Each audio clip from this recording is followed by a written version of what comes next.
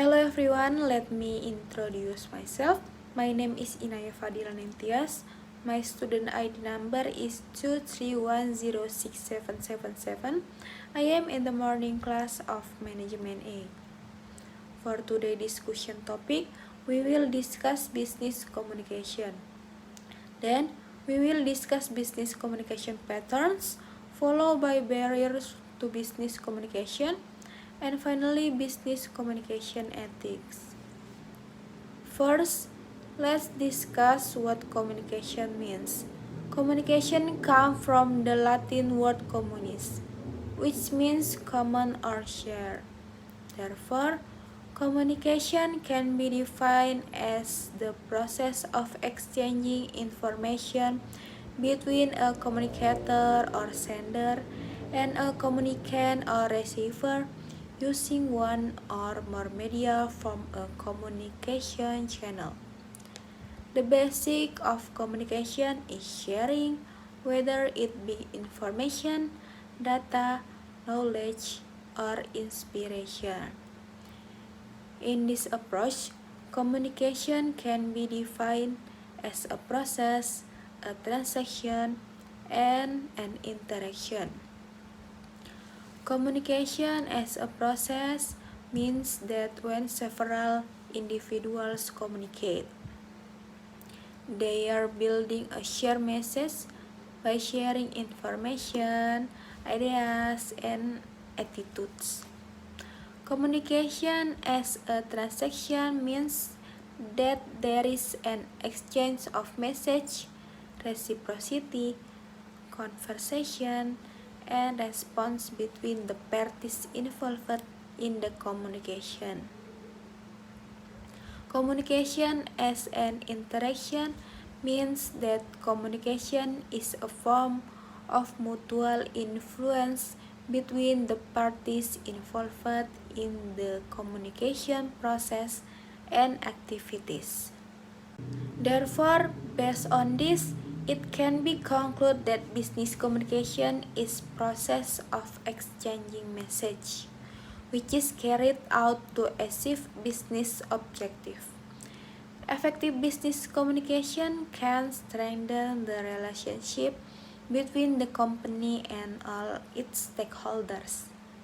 Effective and efficient business communication provides benefits for business, some of which are as a means of increasing trust between individuals and organizations, then as a means of getting closer to consumer and important communities in the market, then as an opportunity to influence perceptions of trends and conversation, then to increase productivity and business problem solving, then to improve decision making process and to anticipate future problem. Now, let's discuss the elements involved in the business communication process. These include the communicator, the communicant, the message, the encoding process, the decoding process, the medium, and feedback. 1. The communicator is the person who initiates the communication process by conveying the message. In business communication, the communicator can be a leader, employee, or company that wants to convey information, instruction, or ideas. Then there is the communicant, who is the person or party receiving the message from the communicator. Next is the message, which is the content or material that the communicator wants to convey to the recipient. The encoding process is when the communicator converts ideas or talk into symbols, words, sentence, image, or body language so that they can be understood by the recipient. The decoding process is the process by which the communicant interprets or understands the meaning of the message received. The medium is the channel used to convey the message from the communicator to the communicant. Feedback is the response or reaction of the communicant to the message received. Next, there is pattern of business communication. Let's discuss them one by one. First, we will discuss verbal communication, which is communication that is carried out verbally in person. Example include interviewing prospective employees and contacting business partner by telephone. Nonverbal communication. Nonverbal communication is communication that is carried out without using words, but rather using mediums such as body language, expression, the five senses, touch, silence, and time.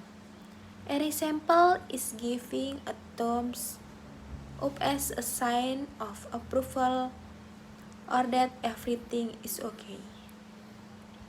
Then there is intrapersonal communication, which is communication with oneself. For example, dialoguing with oneself and communicating in one heart when making business decisions. Then there is interpersonal communication, which is communication between two or more people that is natural and can produce productive relationship in the long term. Next is informal communication, which is communication between two or more people without regard to work structure or hierarchy, using everyday language that is easy to understand. Finally, there is formal communication, which is communication between two or more people with regard to work structure or hierarchy, using systematic and standard language. The business communication we have been doing also has obstacles. The following are some obstacles in business communication. First, there is noise and distraction. Noise is a disturbance in communication that distorts the message, so that the message is not conveyed correctly. Noise can be in the form of a very noisy or unsupportive environment when they communicate.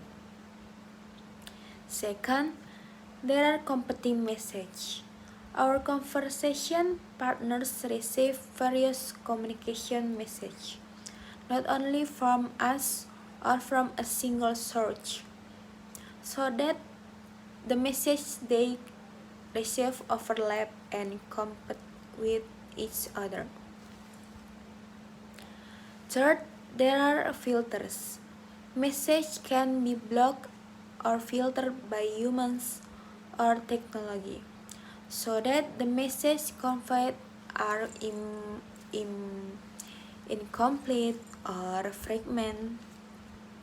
And there is also the possibility that the message will not arrive.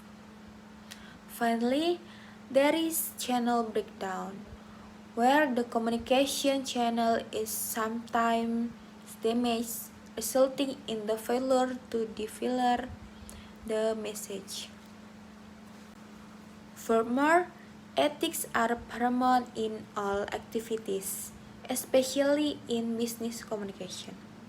Ethics are necessary in almost all aspects of human life, including business communication.